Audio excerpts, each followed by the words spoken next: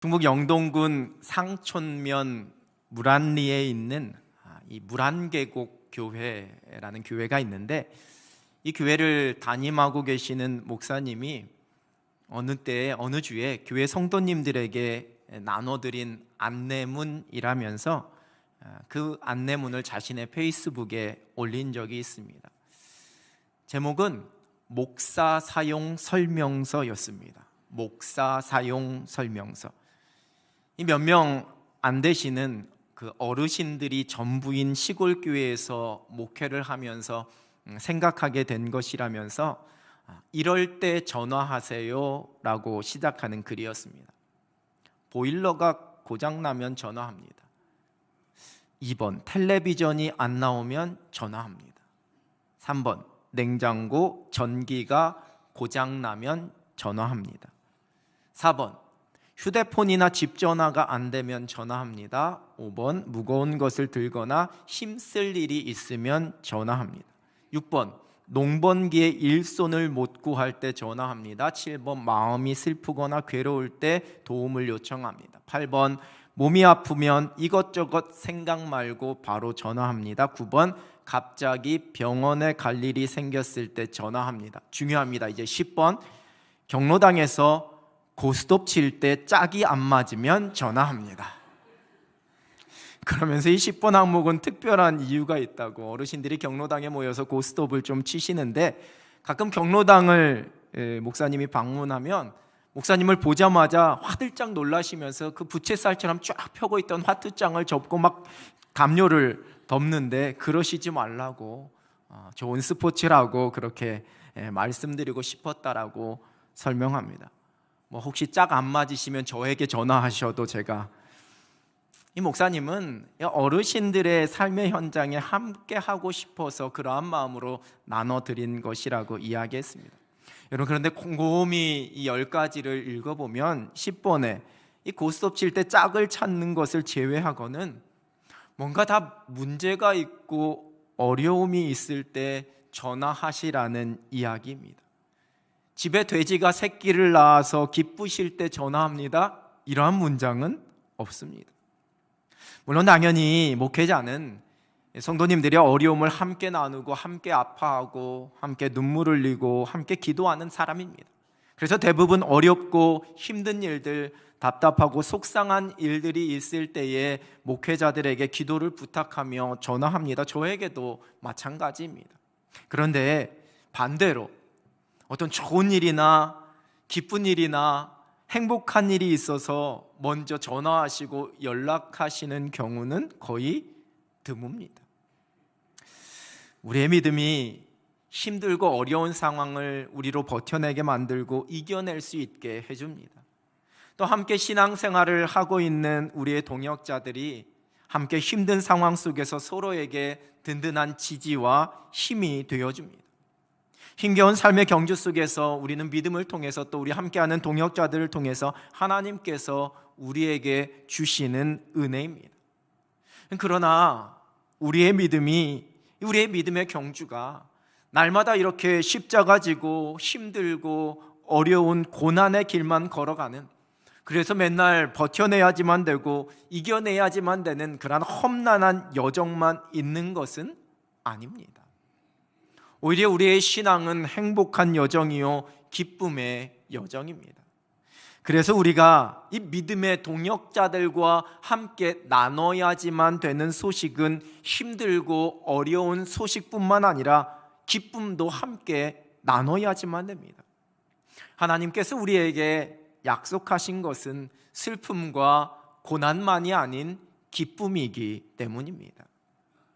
오늘 본문은 하나님께서 이사야 선지자를 통해 이제 오실 메시아가 이루실 사역이 무엇인지를 말씀해 주십니다. 예수님께서는 이 공생애를 시작하시면서 오늘 본문의 말씀을 누가복음 4장 18절 이후에서 다시 인용하시면서 선포하셨습니다.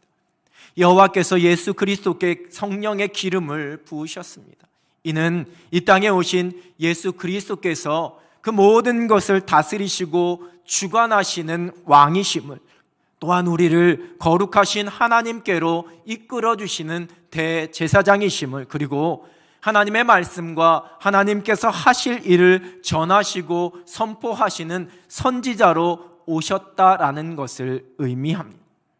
그리고 이 땅에 오신 예수 그리스도를 통해 이제 이 모든 일들이 펼쳐지고 완성되었습니다. 성령께서 그 일이 이루어지도록 친히 역사하셨습니다. 성령의 기름 부으심을 통해 이루실 그 메시아의 소명은 가난한 자에게 아름다운 소식을 전하는 것입니다.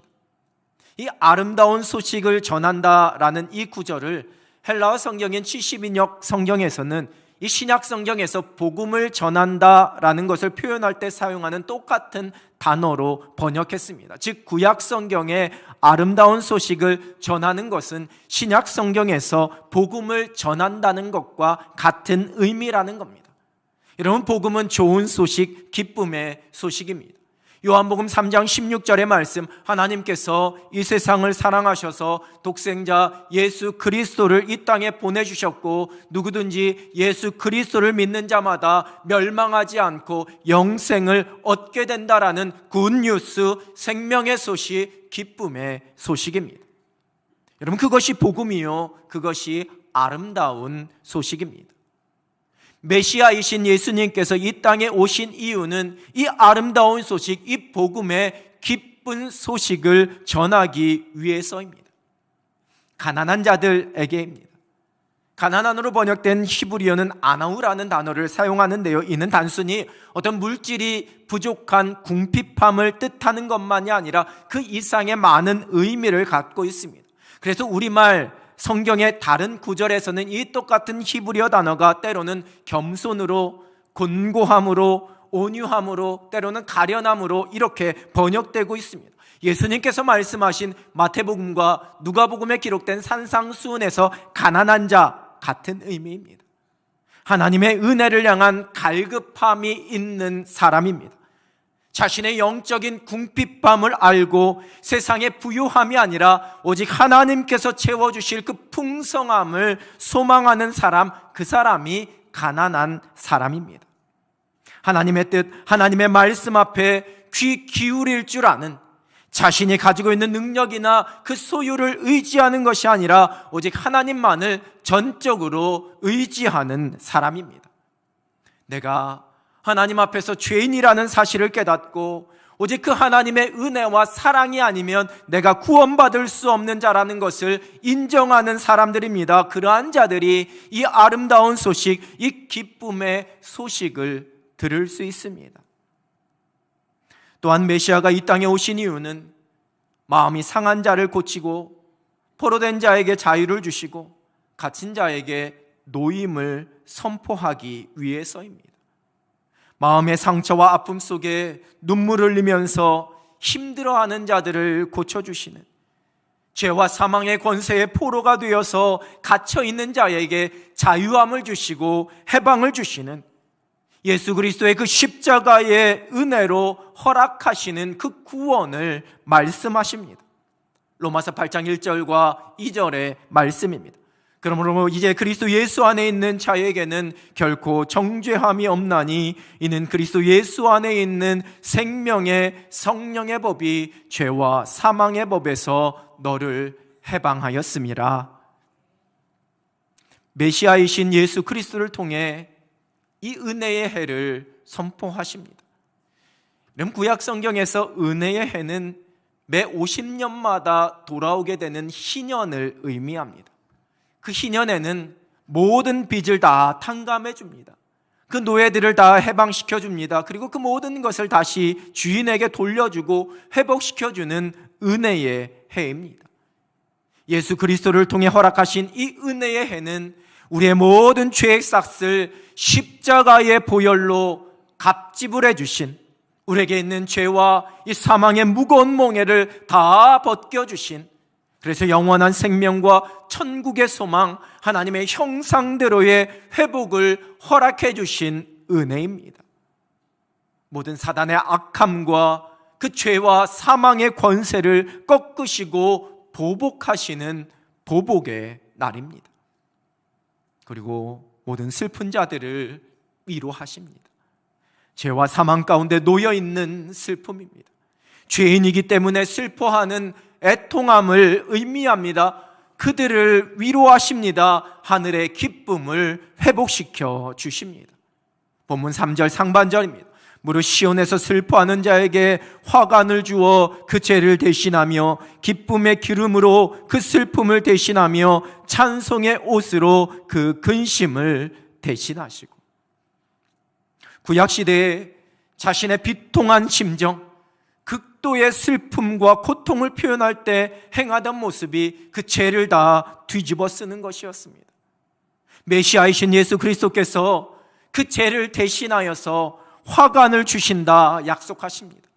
비통함과 슬픔과 고통과 절망의 눈물을 그래서 뒤집어 쓰고 있던 시커먼 그 죄를 대신하여서 화려하고 반짝이는 관으로 다시 씌워주시겠다 약속하십니다. 처절함과 절망스러움이 영화로움과 밝음으로 바뀌는 것입니다. 우리의 모든 슬픔을 다 거두시고 기쁨을 주시며 우리의 모든 근심을 대신하여 찬송의 옷을 주시겠다 약속해 주십니다. 우리를 위해 이 땅에 오신 예수 그리스도를 통해 하나님께서 우리에게 주신 약속은 기쁨입니다. 여러분, 국어사전에서 기쁨은 어떤 만족감에 의해 느끼게 되는 즐겁고 흥겨운 감정, 이렇게 정의하고 있습니다. 여러분, 살면서 가장 기쁘셨던 순간, 너무 범위가 광범위하다면 최근에 여러분이 가장 기뻤던 순간이 언제이신지요? 우리는 보통 이러한 질문에 대부분 뭔가 내가 오랫동안 기대하고 기다리고 있던 일이 이루어졌을 때, 내 마음을 짓누르고 있었던 어떠한 문제가 해결되었을 때, 즉 어떤 방식으로든 나의 이 만족감이 채워지게 되었을 때 느꼈던 그 기쁨, 그 순간을 떠올리게 됩니다. 그래서 우리는 이 무언가에 대한 우리의 부족함이 채워지지 않으면, 즉 내가 어떠한 만족감을 느끼지 못하게 되면 기뻐하기가 어렵습니다. 그때 참 슬프고 우울합니다. 근데 구약 성경에서 기쁨을 뜻하는 단어로 가장 많이 사용되는 히브리어는 하페츠라는 단어인데요, 이는 어떠한 것, 어떠한 대상에 대해서 호의를 느끼는 것을 의미하는 단어입니다. 즉 기쁨은 무언가 그 대상이 있다라는 겁니다. 그 대상이 육적인 것이 될 수도 있고 영적인 것이 될 수도 있습니다. 여러분, 성경은 내가 세상에 있는 좋은 것들로 인해 누리는 그 기쁨에 대해서 잘못되었다, 무조건 잘못되었다 이렇게 말씀하시지 않습니다. 전도서 3장 13절입니다. 사람마다 먹고 마시는 것과 수고함으로 낙을 누리는 그것이 하나님의 선물인 줄도 또한 알았도다. 때로는 하나님께서 우리의 손에 허락하신 것, 우리의 먹고 마시는 것으로 인해 우리가 낙을, 우리가 기쁨을 누립니다. 그런데 그 기쁨이 영원하지는 않습니다. 세상에 어떤 좋은 대상으로 말미암아 누리게 되는 기쁨이 결코 우리의 궁극적이고 우리의 영원한 기쁨이 될 수 없다라는 겁니다. 여러분, 저희 딸들이 어렸을 적에는 저를 참 좋아했습니다. 물론 그렇다고 해서 지금은 좋아하지 않는다는 말은 아닙니다. 저희 가정 아무런 문제가 없습니다. 딸들과도 제가 여전히 친합니다. 저희 큰아이가 2살 되었을 때로 제가 기억합니다. 제가 연변에 있는 조선족교회 그 목회자들, 지도자들에게 이 단기 신학교육 강의를 하기 위해 중국에 가서 한 일주일 정도 머물러야지만 되는, 그래서 집을 좀 비우게 되었습니다. 저도 없으니 아내가 그 아이, 큰아이를 데리고 친정에 가 있었는데, 이 녀석이 한밤중에 아빠 보고 싶다고 막 울면서 자신도 지금 당장 중국을 가겠다면서, 중국이 옆집인 줄 알았는지 중국을 가겠다면서 막 울면서 현관문을 열고 나가려는 것을 온 식구가 겨우 달랬다고 합니다. 얼마나 떼를 쓰고 울었던지 지금도 그 이야기를 하면 저희 아내가 고개를 절레절레 흔듭니다. 근데 지금도 그럴까요? 그럴 리 없지요. 아마 제가 1년 아니 그 이상 나가 있어도 결코 그러지 않을 겁니다. 물론 보고 싶긴 하겠지만 그렇게 세상 무너진 것처럼 막 울지는 않을 겁니다. 아이가 어렸을 적에는 엄마 아빠가 거의 전부입니다. 엄마 아빠만 보면 가장 환하게 웃습니다. 기쁨의 가장 큰 대상은 엄마 아빠입니다. 그런데 크게 되면 이제 다른 녀석을 보고 더 크게 환하게 웃습니다. 그 기쁨의 대상이 바뀌어집니다. 여러분, 근데 그것이 당연한 일이요. 그렇게 되어야지만 됩니다. 여러분, 이 세상 그 어느 누구도 우리의 영원한 기쁨의 대상이 될 수는 없습니다. 그 대상이 늘 변할 수밖에 없는 겁니다. CCM 가수인 강명식 씨가 부른 하나님 아버지라는 찬양이 있습니다. 하나님, 제겐 참 두려운 게 많습니다. 잘 모르는 것도 너무 많습니다. 부끄러운 일은 헤아릴 수도 없고 지치고 힘든 때에도 그때도 의연한 척 해야 할 때도 있습니다. 그래도 하나님 아버지, 하나님을 아버지라 부를 수 있어서 난 참 좋습니다. 오 나의 하나님 아버지, 하나님을 아버지라 부를 수 있어서 난 참 다행입니다. 오 나의 하나님 아버지, 하나님을 아버지라 부를 수 있어서 난 참 좋습니다. 오직 아버지 하나님만이 나의 기쁨의 대상임을 고백하면서 노래합니다. 느헤미야 8장 10절 하반절입니다. 이날은 우리 주의 성일이니 근심하지 말라. 여호와로 인하여 기뻐하는 것이 너희의 힘이니라. 이전 개역 한글판 성경에서는 여호와를 기뻐하는 것이 너희의 힘이니라 이렇게 번역하고 있습니다. 물론 여호와로 인하여 기뻐하는 것이라는 번역이 우리가 더 이해하기는 쉽긴 합니다만 어떻게 보면 그 의미가 조금 제한되는 듯한 그러한 느낌도 받게 됩니다. 여호와를 기뻐한다는 것은 하나님이 살아계시기에, 하나님이 하나님 되시기에, 하나님이 나의 아버지가 되시기에, 즉 여호와 하나님의 존재 자체가 나의 기쁨이 되는 것입니다. 바로 그것이 구약 성경에서 말하는 대상으로 인한 기쁨입니다. 살아계신 하나님이 우리의 기쁨이 됩니다. 나의 모든 슬픔과 절망에서, 내가 가지고 있는 죄의 몽해와 무거움에서 나를 벗어나게 하신 우리의 구원자이신 하나님이 저와 여러분의 기쁨인 줄로 믿습니다. 나를 보호하시고 나를 인도하시는, 나의 모든 길을 계획하시고 이루어주시는 전능하신 하나님이 우리의 기쁨이 됩니다. 하나님이 우리의 기쁨의 근원이기에 우리가 오직 하나님만 바라보고 그 하나님의 곁에 머물 때에 우리가 그 기쁨을 충만히 누릴 수 있습니다. C.S. 루이스는 그가 쓴 순전한 기독교라는 책에서 이렇게 적고 있습니다. 사랑이나 기쁨, 평안과 같은 것들은 하나님께서 아무에게나 아무렇게나 주시는 상품이나 선물 같은 것이 아니다. 이것은 안에서 솟구쳐 올라오는 분수의 물보라 같은 것이다. 촉촉해지기를 원한다면 물 가까이에 가야 한다. 따뜻해지기를 원한다면 불 가까이에 가야 한다. 하나님과 연합한 인생이 어찌 영생을 누리지 않을 수 있겠으며 하나님으로부터 분리된 인간이 어떻게 시들어 메말라 죽지 않을 수 있겠는가? 내가 가지고 있는 의지와 나의 결단, 내 생각과 내 감정으로 내가 기쁨을 누리는 것이 아니라 오직 기쁨의 근원이 되시는 그 하나님의 곁에 우리가 머물 때에 분수처럼 솟아나는 참된 영원한 기쁨을 우리가 누리게 됩니다. 내가 기뻐할 수 없는 이유는 기쁨의 근원이신 하나님으로부터 내가 멀어졌기 때문입니다. 시편 4편 7절입니다. 주께서 내 마음에 두신 기쁨은 그들의 곡식과 새 포도주가 풍성할 때보다 더하니이다. 하나님께서 우리 마음에 두신 기쁨을 말씀합니다.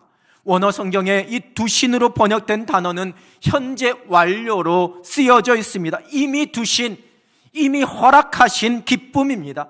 앞으로 어떠한 조건이 내가 바라는 일이 이루어지고 나의 만족이 채워질 때 그때에 내가 누리게 될 기쁨이 아니라 이미 우리의 마음속에 허락하시고 마음에 두신 기쁨을 말씀합니다. 하나님이 우리의 하나님이 되시기에 하나님이 우리를 죄와 사망의 권세에서 구원하셔서 하나님의 자녀 삼아 주셨기에 이미 하나님이 우리의 기쁨이 되셨습니다. 우리의 마음에 그 기쁨을 허락하시고 그 기쁨을 두셨습니다. 그리고 그 기쁨은 세상에 어떠한 좋은 조건이 채워질 때 누리게 되는 그 풍성함과 만족함을 통해 누리게 되는 기쁨보다도 훨씬 더 큰 기쁨이다 말씀해 주고 계십니다.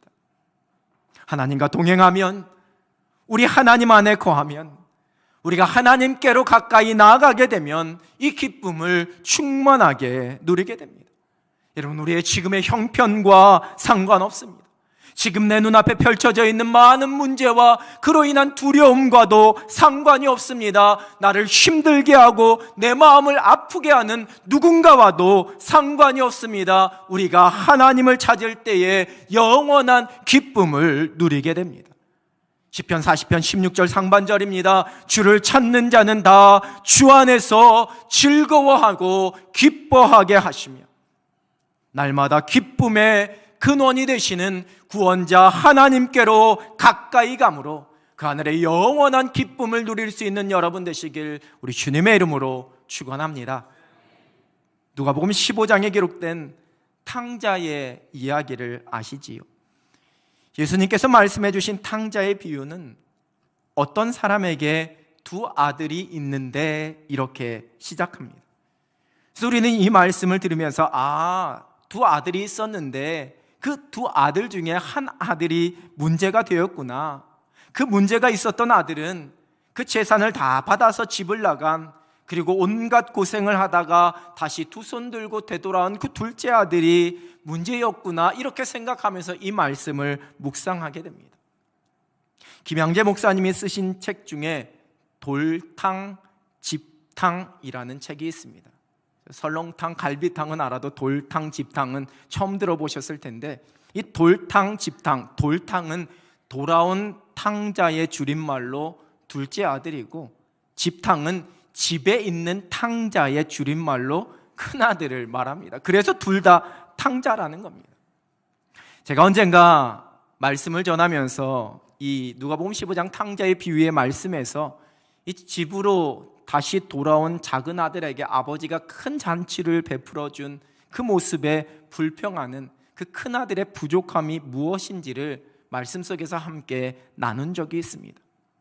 큰아들의 불평입니다. 누가복음 15장 29절 30절인데요. 아버지께 대답하여 이르되 내가 여러 해 아버지를 섬겨 명을 어김이 없거늘 내게는 염소 새끼라도 주어 나와 내 벗으로 즐기게 하신 일이 없더니 아버지의 살림을 창녀들과 함께 삼켜버린 이 아들이 돌아오매 이를 위하여 살진 송아지를 잡으셨나이다. 무슨 말입니까? 불편합니다. 마음이 불편합니다. 전혀 기쁘지가 않습니다. 저를 위해서는 한 번도 아버지가 그러시지 않으셨으면서 이 망나니 같은 동생을 위하여서 이렇게 거한 잔치를 베풀어 주시냐는 불평입니다. 그리고 그에 대한 아버지의 대답 31절입니다. 아버지가 이르되 예, 너는 항상 나와 함께 있으니 내 것이다 네 것이로되. 여러분, 무슨 말인가요? 다 네 거야 라는 말씀입니다. 그리고 더 나아가서 다 네 건데 그런데 왜 너는 누리지를 못했니? 누리지를 못하니? 이렇게 말씀하는 겁니다. 큰아들은 항상 아버지와 함께 있으면서도 그 아버지에게 있는 좋은 것들을 누리지를 못했습니다.